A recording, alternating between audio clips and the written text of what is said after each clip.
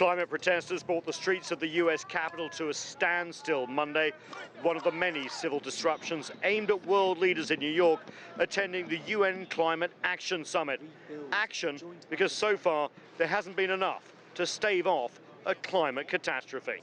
Nature is angry, and we fool ourselves if we think we can fool nature, because nature always strikes back, and around the world, nature is striking back with fury.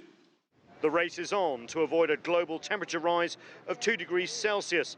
Scientists say that can't happen unless countries and corporations step up their commitments. There are some bright spots. China, the world's largest carbon emitter, is on target to meet its commitments and may well reach them early. China's foreign minister promised a world in harmony between man and nature.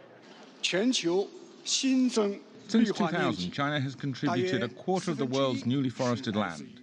Last year, China saw an increase of 1.25 million new energy vehicles, outnumbering many other countries.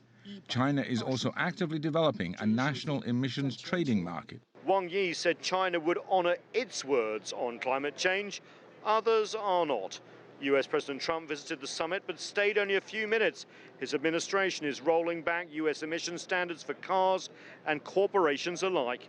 That makes global climate activists like 16-year-old Greta Thunberg angry. People are suffering. People are dying. Entire ecosystems are collapsing. We are in the beginning of a mass extinction, and all you can talk about is money and fairy tales of eternal economic growth.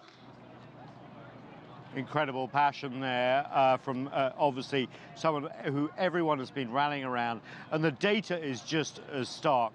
Peak emissions is the target by 2030, but the problem is that the scientists say countries need to do double that to bring down emissions if we're going to avoid the climate crisis. The UN has set a target, Mike, of 2050 for a carbon neutral planet. We are nowhere near on track for that today.